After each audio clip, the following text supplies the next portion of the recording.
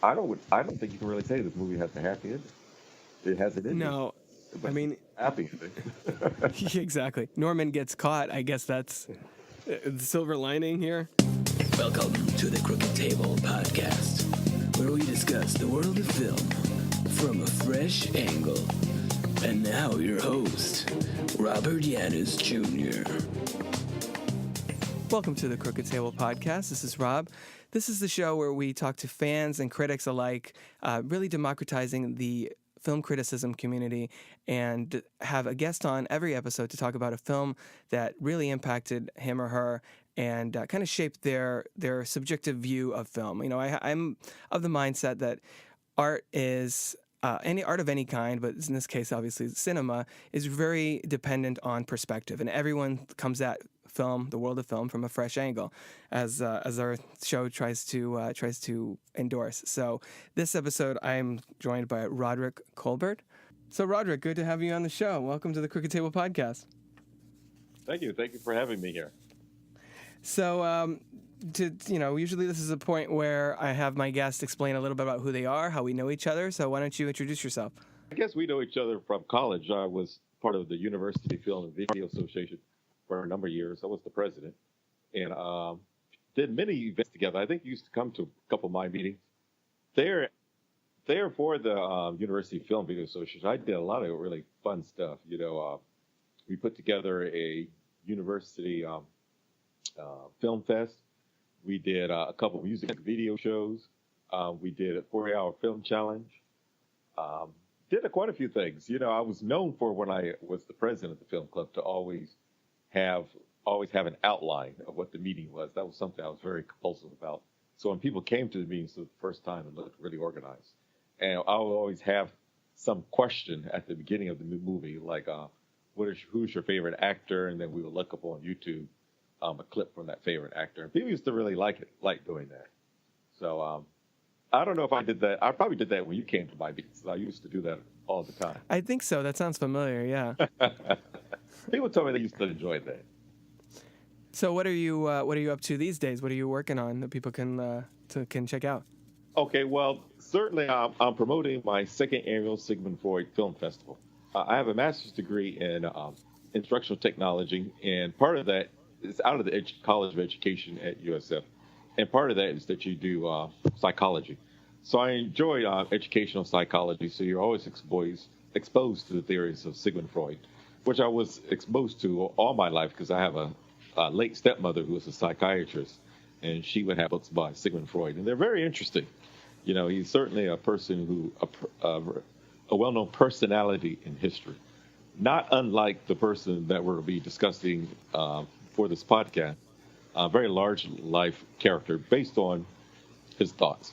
So last year I did a film festival dedicated to Sigmund Freud. It was Sigmund Freud Film Festival and Challenge, where we did a call for entries for people who did films that related about Sigmund Freud or about psychiatry in general, as well as they had a component of competitive films where people had to submit short films based on certain elements, so that, like a lot of other film challenges where you have to conform your video to certain parameters so that everyone kind of is making something similar but different. It was like that for Sigmund Freud, but in this case, they had to pick or choose a Sigmund Freud theme, such as the Oedipal complex, omnipotence, and narcissism. And that's what people did. And people told me they enjoyed it. When we did the screening in Carrollwood, there were people who came up to me and said they really enjoyed a film festival based on this, because so little film, particularly come out of Hollywood, is very thought-provoking. They really thought that this was something that was very much needed. They were surprised it's something that started in Tampa. They thought this was something that people would have thought of before. But no, I thought of it. So this year we're doing the second annual. And this year I hope to, build it up a little bit more, promote it a little bit more, bring in maybe some film experts who have done some research in film theory, on Sigmund Freud and film theory. So that's what I hope to do. And that happens May 5th or 6th. We're still working out the venue. Last year we had the Bellagio. So I'm trying to find out if the Bellagio May 5th is available. I didn't necessarily want to do it May 6th because that's actually I actually wanted to kind of have it around Sigmund Freud's birthday, which is May 6th. But, wow. But May 6th is on a Monday. That's not always the best time to do a movie screening. So I thought Sunday would be a little bit better because sometimes people don't have anything else to do, and they might be interested in seeing a couple. So right now you're currently trying to get people involved and things like that. Yeah, doing a call for entry. We have it on film. Right. We have it currently on Film Freeway, Sigmund Freud Film Festival and Challenge. If you go to Film Freeway and just put Sigmund Freud, there's no other film festival dedicated to Sigmund Freud. At least not that I know about in the past 2 weeks. That's the last time I've been on Film Freeway. But and also too, we're trying to incorporate the Freud Museum in London. They haven't been. I don't want to say haven't been cooperative. I just haven't heard from them. But right. But that's what I'm trying to. That's a great idea, really. And everybody knows who Sigmund Freud is, but I feel like you'd be surprised how many people don't really know a lot of his theories or a lot of the, what made him such a pioneer in psychology. And I think this is an interesting way to kind of spread his work by getting people to express themselves creatively and things like that. And the fact that so everybody just gets to pick a different theory to illustrate in their film. It's not pretty much. Last year I tried to assign one, but that didn't kind of work out so well because sometimes people didn't know his theories or they wanted a particular one. And then I thought that maybe like 2 people would do Oedipal complex. But that didn't. I would think that would be the most popular. That didn't end up being a problem. So, so this year they can either pick one of their own, or I can assign them one. So this year, what I'm actually trying to do, maybe a little bit differently, is to have more of an element of people really incorporating how a certain film highlights the theme of the theory. Okay. Last year, a lot of people just gave me anything they thought was weird, and said it was about Sigmund Freud, or it was something psychological. So, and I just took it because they paid the entry fee. So, exactly. But this year I'm trying to do things that are really tailored to Sigmund Freud, and also have judges who have more of a psychiatry background. Right. You mentioned that that not many people know about Sigmund Freud, but actually some of his strongest critics are people from the psychology field who who actually don't like his theories and think they're outdated, or just don't like him in general, which has actually happened during his lifetime. During his lifetime, he had a lot of people who did not like his theories. Even some of his disciples, like Carl Jung, disavowed a lot of his theories. Very, very controversial figure, but I mean, still probably one of the ones that everybody still knows his name. Everybody remembers him. I mean, even as a kid, before I studied anything about psychology, I was like, "Hey, Sigmund Freud, that's the guy from Bill and Ted's Excellent Adventure." As a little kid, you're like, "I've heard of him from that," And so he's just such a prominent figure in the cultural zeitgeist. Even away from his field, so it's really fitting that you're promoting something about psychology when the film we're about to talk about is very much a psychological horror film. Absolutely. So I think that ties in really well. I don't know if you chose this film on purpose to illustrate some of to tie into your upcoming film festival, but that works really well. And I'll definitely. It's not a coincidence. Good. I was gonna say, it's all about branding, and that's very on brand for what you're currently working on. And I'll definitely put a link to the Film Freeway page in the post for this episode on crookedtable.com. So of course. So. Let's just go ahead and announce what we're going to be talking about. We're going to be talking about the 1960 Alfred Hitchcock classic Psycho. So let's listen to a little bit of the trailer right now. An old house, which is, if I may say so, a little more sinister looking, less innocent than the motel itself. And in this house, the most dire, horrible events took place. I think we can go inside because the place is up for sale, although I don't know who's going to buy it now. That was a little bit of the trailer from Alfred Hitchcock's Psycho. And I was just telling Rodrick before we started recording that it's really funny that the trailer for this movie is so... Hitchcock was so concerned with not giving away spoilers, and we'll talk about the his policy during the theatrical run. But the trailer is just basically 6.5 minutes of him walking around the Bates Motel and the Bates home. Even back then, now, 6.5 minute trailer never happens. I mean, the only time you see things like that now are if it's like a sizzle reel coming out of Comic-Con for like a Marvel or DC movie or something like that. It's a film that came out relatively late in his career, and it's very much a departure to everything he's done. And they didn't even actually agree to finance it at his usual rate, because they thought it was going to be a failure. So, a lot of the techniques that we associate with Alfred Hitchcock, like making special appearance in his movie and his dry humor, lots of times that happens later in this part of his career. So he's kind of like showing his kind of typical British dry humor, because he feels like he can. He's already a very well-known director. He was Steven Spielberg of his day, so he felt that he had a lot of leeway to do really what he wanted. And in particular, in Psycho, he financed it himself. So even if it was completely a commercial failure, it's something that he felt he really wanted to make. Yeah, and I think in some of my research, I came across that he actually deferred a lot of his pay as well, and in exchange for, I think, a percentage of the grosses. Which is that one of the first instances of that happening? I mean, that's kind of commonplace now. Oh, I wouldn't doubt it. Particularly since, studio heads were kind of like gods back then, and and actors and actresses were easily replaceable. They're kind of replaceable now too.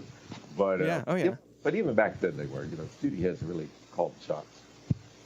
And it's at that point he was pretty much, news broke, I think, yesterday or the day before that we're getting a new Christopher Nolan movie in 2020, and Warner Brothers listed it as untitled Christopher Nolan event film with just a release date, because he's such a named director that nobody really needs the details to start getting excited about it. And Hitchcock was very much that for his time. So going into, what is it about? Why did you choose this film, and what is your history with it? When did you first see it, and how has your appreciation for it changed over time? Well, like most people who are not 60 years old, I didn't see it when it first came out, I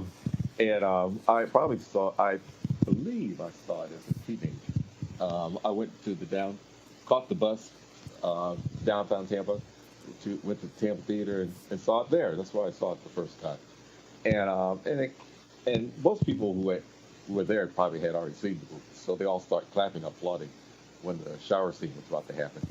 And although you have a sense what's going to happen, it's still amazing to see the audience reaction to this very classic scene.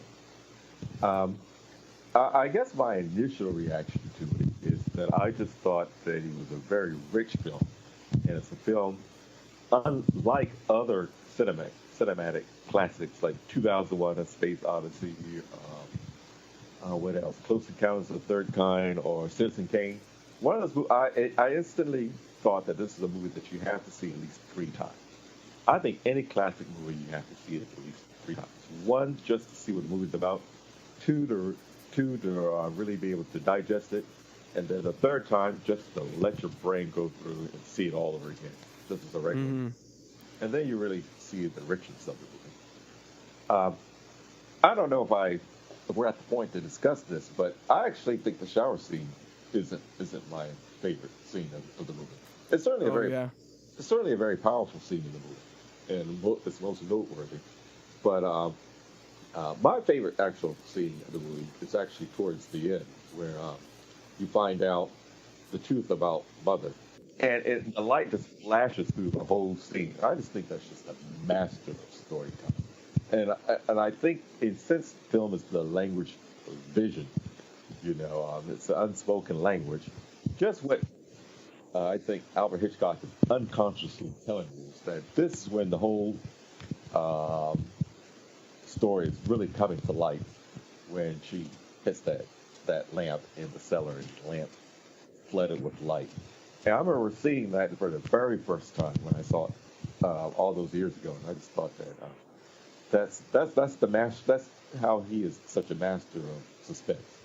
He's able to take a story, and he's able to convey the story visually, not only through the words and the acting, but also in what you see on the film.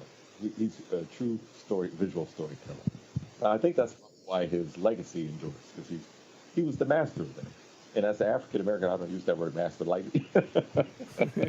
Yeah, I think I didn't really see the film in full until college, and I took a summer course at the University of South Florida at USF, and that was one of the films we saw. And I remembered the shower scene, but I don't know if I 100%, as I was watching it, remembered the big twist, the mother reveal towards the end, until it happened. And I was like, oh yeah, that's right, I've heard about that, the way that goes. But I mean, people in 1960, they must have had their minds blown by this film. I mean, would you consider it's very much probably his most iconic movie, just because it's had such a legacy? I mean, this one had 3 sequels, I believe, a TV series that just only ended a couple years ago, and a much maligned shot-for-shot remake back in 1998. Which I actually thought was pretty good. It's not bad, but there's certain things in it that I did like. I think there's like a shot that Hitchcock wanted to open the film kind of panning over the city into the kind of seedy hotel room, and he couldn't accomplish that shot. So Gus Van Sant actually did that in the remake. And there's a few other touches here and there that are kind of embellishing what Hitchcock was going for, or bringing elements that he wanted to put in but were too risque or whatever for the time. But it's a little bit like the Beauty and the Beast movie from a couple years ago. It's like it's fine for what it is, but it's also basically a recreation of something that was perfect to begin with. So you're never gonna match that. You're always gonna fall short. Because it uses the exact same script, the same iconic Bernard Herrmann score, that kind of thing. I don't know. I'm not as harsh of a critic of remakes as most people are, because nothing's really new under the sun. That's true. Even the movie Psycho is an adaptation. When he made it, the studio did not like him. Didn't like his movie Psycho. So they didn't think it was a masterpiece. The visual storytelling, I think that's an art that was probably unique to Alfred Hitchcock and unique to that era of filmmaking. When people went to the movie theaters to see something that was visually powerful, I don't know if people necessarily have that same type of. They're probably a little more jaded now in what they see in the film, but then they did. As often said that people stopped taking showers when that movie came out. The whole idea of showing a toilet in the scene was controversial. Mm-hmm. Yep. So it's kind of hard to remake to put something that was for a certain time period and update it for that. Right. I mean, you could see laced throughout the film, there's a lot of sort of taboo things. I mean, you see Janet Leigh in a bra. You see the toilet, like you mentioned, the toilet flushing. And I actually read that Joseph Stefano, the screenwriter, they kind of constructed it in a way that the toilet flushing was integral to the plot, so that couldn't really be, the Ratings Association. I guess it was still the MPAA back then, or whoever. That they couldn't excise that or give them notes to that, remove that, because it's a key part of the story. The fact that, Lila finds the clue near the toilet of the little scrap of paper with the numbers on it and everything. Even the fact that the movie opens and the heroine is meeting up with her boyfriend in like a clandestine, like a seedy motel, not unlike the Bates Motel to a certain extent. There's a lot of elements of that that he was really trying to see how much he can get away with. Yeah. And as you mentioned, I did read also that Janet Leigh supposedly, after seeing this movie, from that point on, took baths the rest of her life. There's a million legends behind the making of this movie, and that's why I actually really want to read the book, The Hitchcock and the Making of Psycho, that you mentioned, that Hitchcock film with Anthony Hopkins is based on, because I think it would be really interesting to kind of delve into that world. Yeah. The thing is that when you read about so much of the making of the movie, you start to wonder if there's any other classics, in movie history that were never made or weren't made at all for some reason, because the movie almost never got made. But if you did, in the research too, it shows that Alfred Hitchcock didn't want that violin music in the murder scene. And that's such an integral part of the movie. You can't even imagine the movie without that now.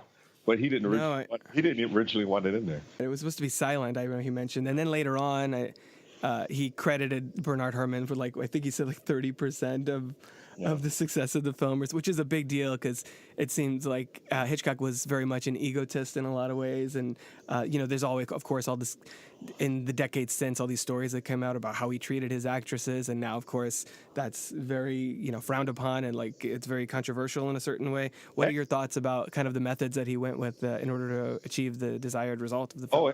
Hey, he would have been the original Harvey Weinstein, Very, I was alluding to that element, more or less, yeah. Very demanding, supposedly sexually harassed his starlets, but he thought that was a way of getting a good performance out of them. Right. So maybe he was the R. Kelly of his time. Oh God. his psychological makeup was part of his art. So it fits well in with Freudian thing. It's interesting if you read a lot about Sigmund Freud, about Alfred Hitchcock's life. He had his own issues. Supposedly very afraid of the police, and and he was a child born in Victorian age. So he has in many of his films, he has a lot of underlying psychological things that you really don't catch on to, that were forbidden at the time. Like his movie Rope is actually about a actual case of two gay men who murdered someone, but their homosexuality is not mentioned at all in the movie. It's completely I don't want to say under wraps, but it's certainly understated. In the Birds, there's a school teacher played by very young Susan Plachette. It implies that she's a lesbian, but you don't really catch on to it unless you're really noting it. And I think that's reflective of maybe the time period he lived in.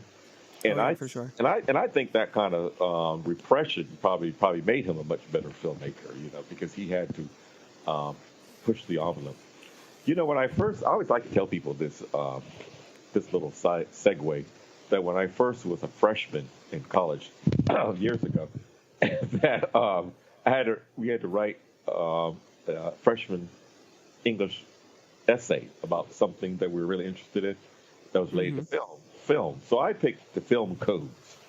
I know, I'm sure when you're 18-year-olds, that's something you're dying to write about, the film codes that were actually placed on filmmaking throughout the years.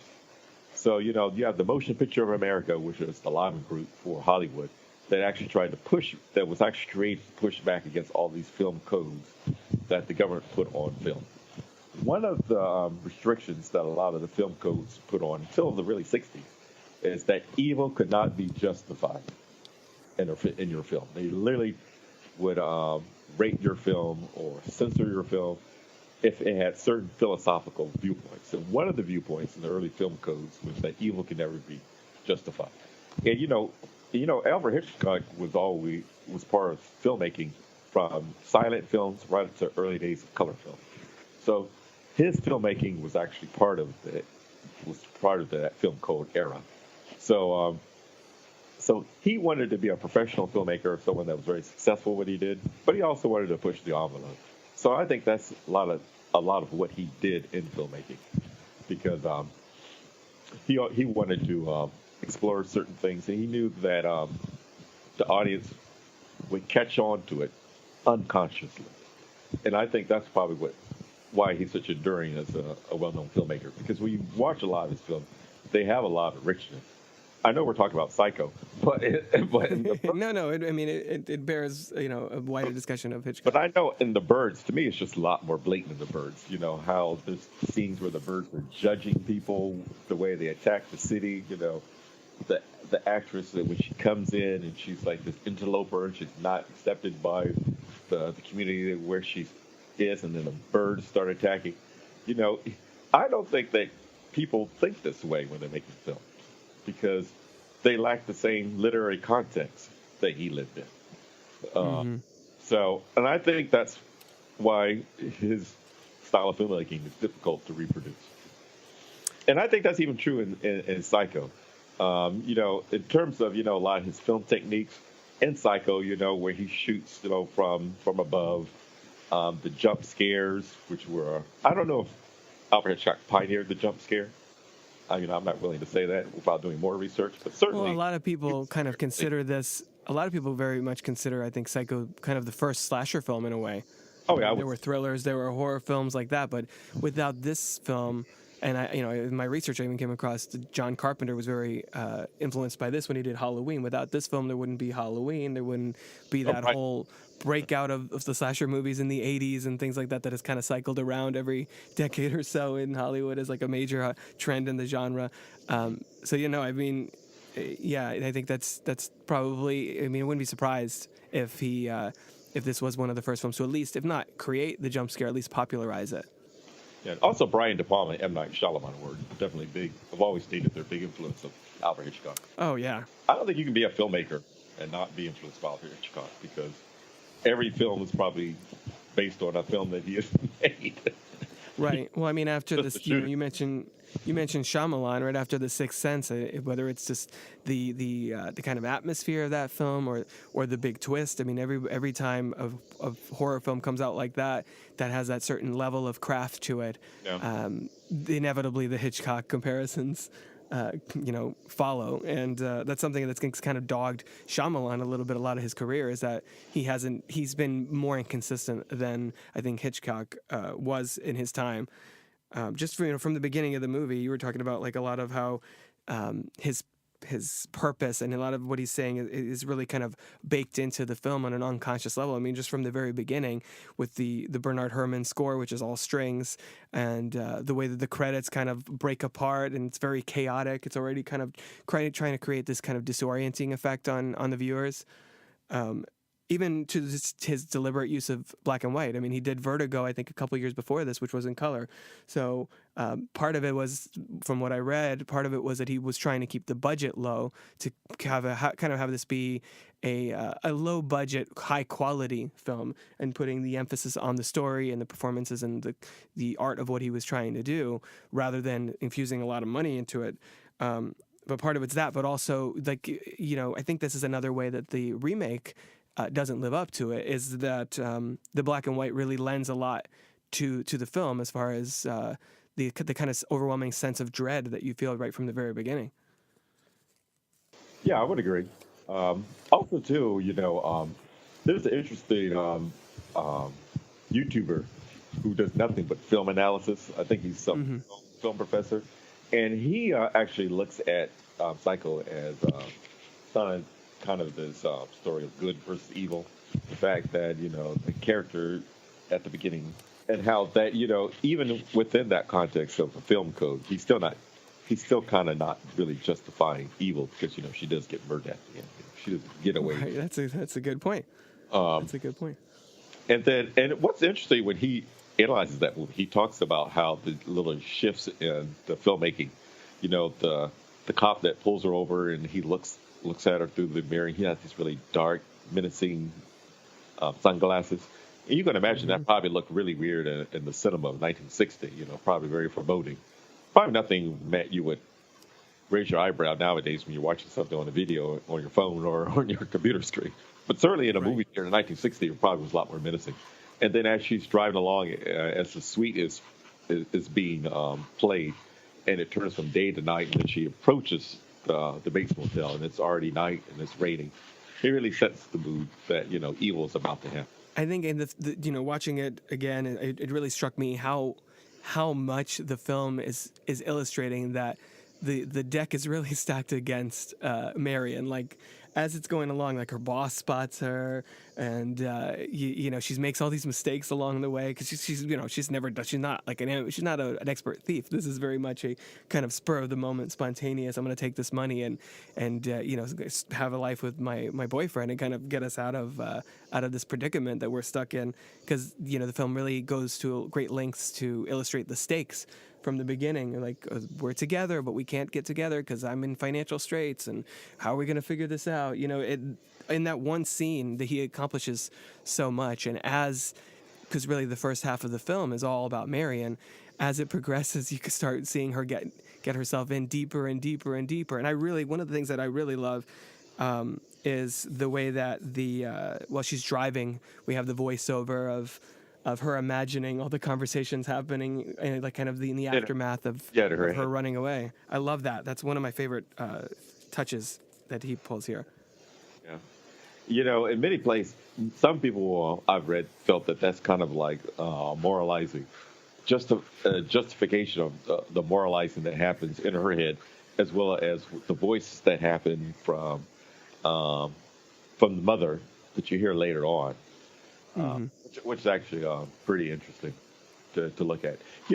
Mind you that you say that, I think part of the reason why, I can't say that for sure because I'm putting myself in the mind of the Paramount executive 60 years ago, but I have a hunch that the real reason why they did not care for the film is that it wasn't a typical linear film at the time. It was much from what he normally does. The plot's not that complicated, It's not this typical 3-act play where, you're not really sure who even the antagonists or protagonists in the movie really are. Well, and it shifts halfway through, and then there's many long periods where there isn't very much on-screen dialogue to speak of. You're either following Marion in the car or Norman cleaning up the shower, cleaning up the bathroom. Like, there's long periods of essentially silence, so I can only imagine how much of a risk that posed to the studio back in 1960 when this had never been done before. And I feel that's probably why Alfred Hitchcock chose to go ahead and finance it, because he knew that it was a risky film to make, but he wanted to make something different. My research said he made it right after he made North by Northwest, which was made with Cary Grant. It was very much a typical, which was a good movie, by the way, North by Northwest. Yeah. I think those films probably fit the more typical format, where you know exactly who the antagonist and the protagonist is, and that it has the same type of resolution. You're not really sure what's going to really happen in this movie. I don't know this for sure, but I personally think it's probably one of the earliest movies where it has an unresolved ending. Usually lots of times films, for them to be commercial, they have to have a happy ending, and it's hard to say. But it's also throughout the movie is very bleak. I mean, the only levity you get, I think, is Pat Hitchcock, which is Alfred Hitchcock's daughter, playing that like Marion's coworker, and kind of talking about what her's going on with her life, and he was flirting with you, he must have noticed my wedding ring, like little subtle things like that. Like, that's the only bit of really kind of the typical Hollywood film I think that you get in this movie, is that the scenes that happen in that office, but even then, Hitchcock is laying the groundwork for what's happening later, because I forget the man's name, but the business associate that comes in there, he's like, I want to pay for this in cash, that kind of thing. He's explaining to Marion about how, I just buy happiness. He's like, and then he's talking about, this is also buying off unhappiness, which is essentially what Marion is doing in this film with his money. Just in those scenes, he's establishing motivations and pushing the characters forward while kind of lulling you into a false sense of security. Like, look, this is a little office, and they got the quirky coworker and things like that. That's the only little taste you get of, I guess, traditional Hollywood trappings. Probably another reason why the studios didn't like Psycho is that, it doesn't have the traditional Hollywood beats in the script at the very beginning. Right. You're not really sure where he's going with this, And traditional Hollywood script style, you have to start giving hints of what's going to come later. So yeah, so Marianne leaves town. She ditches the car. Yeah, like you said, the plot wise, it's very much she's got a boyfriend. She takes the money. She leaves town. She stops at a hotel. She gets killed, and then it's kind of like what happened to Marianne becomes the driving force of the plot. So let's talk about Anthony Perkins' performance in this film. Like, the first time I looked this up, I was really surprised to see that he wasn't even nominated for an Oscar that year. I know Janet Leigh was, Hitchcock was. I was up for cinematography and set decoration, none of which had won. And then, Hitchcock famously never got a Best Director Oscar, which is usually the example people go to when they're like, oh, Tarantino and this other one and Nolan, none of them have Oscars. Like, well, neither does Hitchcock. Or Kubrick, I don't think either, which, is kind of astounding considering the impact that they've had on cinema. So I really like the way that Hitchcock cast Anthony Perkins and kind of with his boyish good looks and really subverts that. Because I know in the novel by Robert Bloch that the Norman Bates character is supposed to be like in his mid-40s and kind of, overweight and like, not nearly as deceptively nice, and I think that's what really sells that character in this film and makes him both terrifying but also kind of endearing. I mean, well, not really terrifying until the end because you don't know what the hell's going on for most of the movie, but...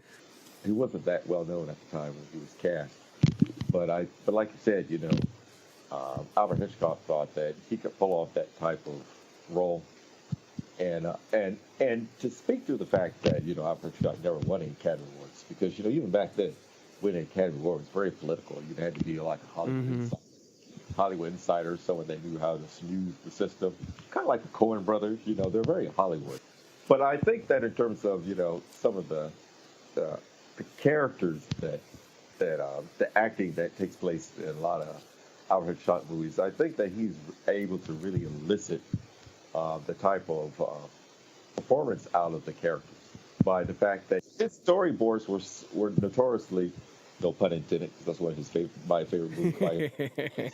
With his storyboards were so meticulous that people had already seen the movie.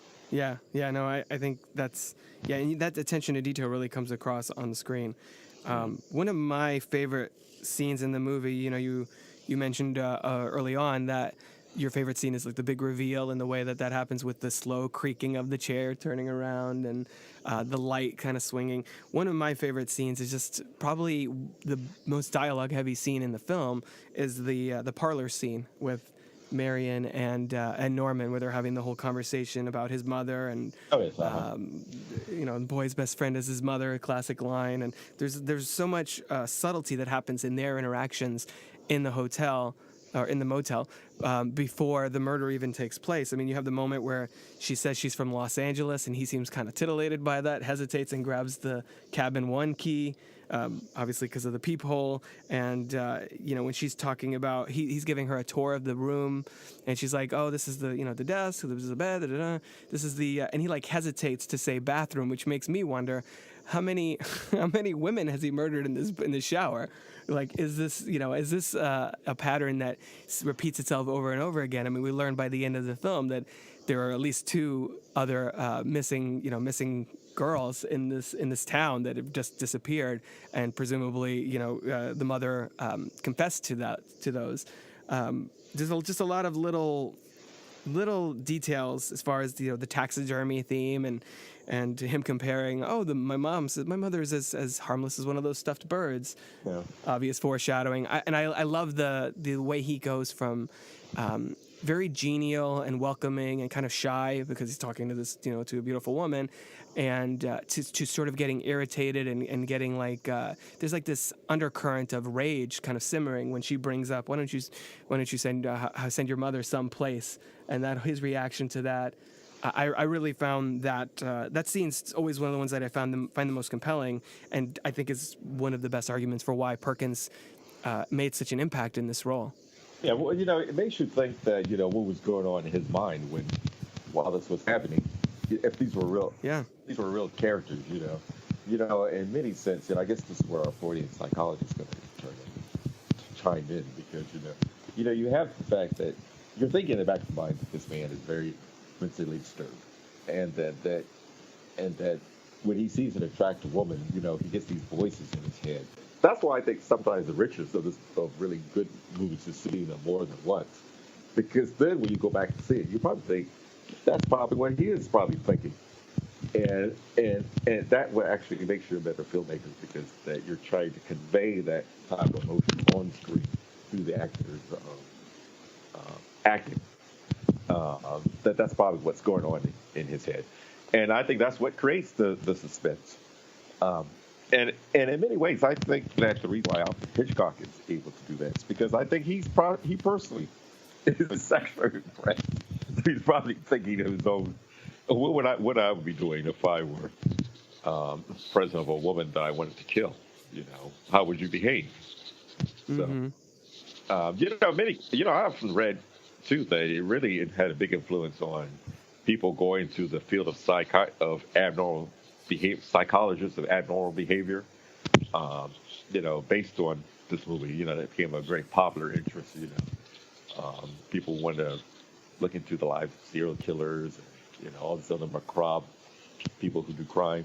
Because, it fascinated people, what was in the mind, before Sigmund Freud, getting back to him. They bring it back. So many people thought that a lot of abnormal behavior had a supernatural origin. A lot of people didn't think that it had a lot to do with, their upbringing or childhood or any traumatic incidences until Sigmund Freud came along, and that's what this movie actually says. Oh, he's motivated to murder because of early trauma in his life. The fact that he allegedly had caught his mother having an affair, and they took on this type of persona of his mother. Okay. Yeah, and it's almost like he's possessive of his mother, so he projects that she's the exact same way towards him. And it's interesting too, with the character of the mother, character in quotes mother. I read that Hitchcock used a composite of I think 3 different actresses' voices to get the right tone of mother's voice, and he was even making teases to protect the big reveal. He was even like teasing, oh, maybe this actress I'm talking to for this role of Mrs. Bates, and to the point that he was getting like lots of actresses wanting to audition for the role, which is a non-existent part, obviously. And then there's the famous disclaimer before the theater during the theatrical run. So since you mentioned the psychology part of it. What do you think of the scene at the end where the psychiatrist comes out and basically explains everything about like, oh, I got the whole story from the mother, and he's split in two, and one of the police officers says he's a transvestite, which again was another, I think, a term that the studio gave a little pushback on at the time. And had to, Hitchcock had to kind of finesse why that was a necessary part of the script. But that psychiatrist scene at the end, a lot of people and I remember hearing this when I watched the film initially in class. A lot of people criticize that scene as one of like the weakest in the film, and one that Hitchcock, one of Hitchcock's like I guess sourest moments in film, just because it goes so far. That's for a film that really doles out information sparingly and kind of challenges you to try and keep up with it. The fact that at the end he's lays all his cards on the table. How do you feel about the criticism to that scene? Do you think it was handled well? Is it all over? People overreacting, or do you like the way it plays out? A lot to that. Yeah. It's hard to push back against film criticism because. Those of us who are big Alfred Hitchcock lovers, especially when we go to YouTube videos and people ask for you to rank your favorite Hitchcock movies, top 10, you'll never get the same top 10 for the same studio. Mm-hmm. So to answer your question, what do I think about the explanation? I think to some extent Alfred Hitchcock probably felt that, he probably knew that the movie was going to be hard to follow. And he was breaking new material. So he probably had to add something that kind of explained, why Norman Bates was so mentally disturbed. And and it had to put it within a context that seemed plausible. That, that he wasn't someone who was sexually aroused by being his mother. He actually thought he was his mother, which in many ways was probably a lot more disturbing. Mm-hmm. I actually think that's probably why some of these Hollywood sequels in The Bates Motel aren't as good because it assumes that that type of maniacal character that Norman Bates took on his mother was authentically his mother's personality. That could have been, I personally think that could have been just his interpretation of his mother. Yeah, no, I wonder, if Hitchcock was making this movie, 10, 15, 20 years later, or obviously now, I very much doubt that psychiatrist scene would be in there in its current form. Right. If anything, I think it would be very, very brief. But yeah, I feel like it's a sign of the times and the fact that the studio knew that audiences were going to be really thrown for a loop when Norman Bates shows up in a wig and in his mother's clothes in that fruit cellar. And, they needed a way for Hitchcock to sort of soften the blow before he sends people out into the theaters. I do really, really love so much of what Hitchcock pulled off throughout this film as far as like Arbogast and the interrogation scene with Norman and that very surreal effect of Arbogast falling down the stairs that has, created one of the most iconic moments in the film. But what I really love, and I sometimes I mess with my wife by showing her the image from the very end of the movie where Norman's sitting there, is that the way you hear his mother's voice in his head, like he has fully transitioned over to that personality, and Norman is gone. So in a way, it's like you have the fruit cellar moment that amps up the tension. Then you have the psychiatrist explanation that kind of brings us back down and be like, all right, now it sort of makes sense. But he still kind of has his cake and eats it too by still sending you out of the theater with like this haunting image of this man who's like completely snapped and is, fully, obviously psycho by the end of the film. How do you feel about, what do you think about that final moment with him sitting there, refusing to swat the fly, that whole thing? Because I just think that's one of the most effective final moments of any horror film ever. Oh, absolutely. For one thing, he looks at the camera, but it's perfect. But also too, let me just mention one thing. I did read an interview of Alfred Hitchcock, on that scene where Martin Nelson's character falls down the stairs.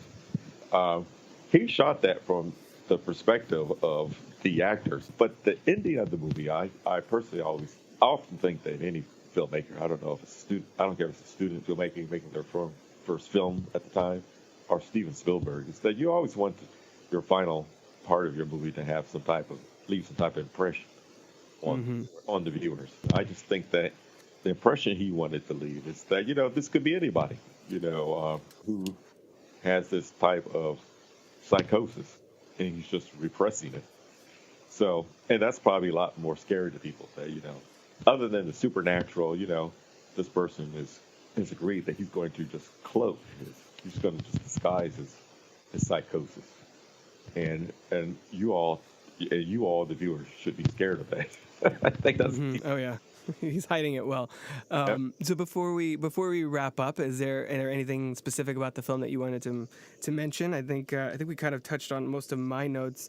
I of course wanted to mention that the famous thing that he used chocolate syrup in place of blood, which is interesting because people that shower scene with the stabbing of the strings and just the way that scene is constructed, it almost. It feels like you're really seeing blood go down the drain. So ultimately, finding out that it's chocolate syrup because it has more of a blood-like texture, something that catches that shows up on film in the same way with running down the drain and everything. I think is just an interesting little factoid that I wanted to make sure I mentioned on this episode.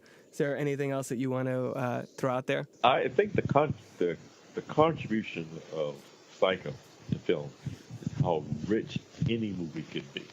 And I think that's what Alfred Hitchcock wanted to make. I think he wanted to make a movie that had many, many layers to it and something that he knew would be steady from years from now, even 60 years in the future. I know, here we are talking about it. But I think the richness of Psycho is that, it puts you in the mind of filmmakers at that time.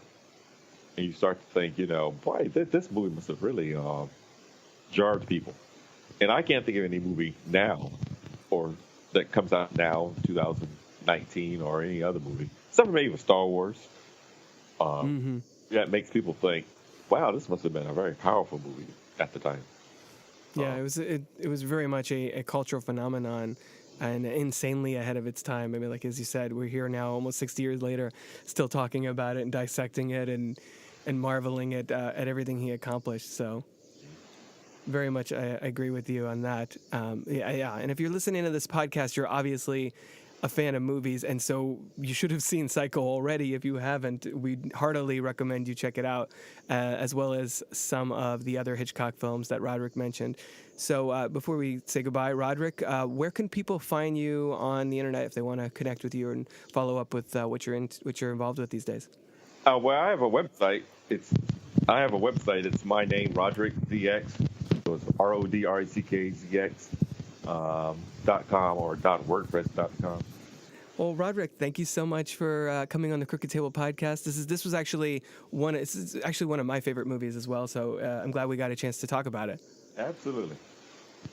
Have me back on again. There's other movies that I like to talk about. Yeah, absolutely. Well, it's right now I'm cycling through new guests, but believe me, I will definitely be going through and bringing new people on, or bringing old favorites on. And this was a great conversation, so I think listeners will really get a lot out of it. I wrote a paper actually on the black exploitation films in the 1970s.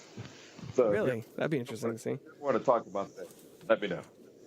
Absolutely. I'll keep that in mind. That's a little tease for a future appearance. Okay, then. Rodrick.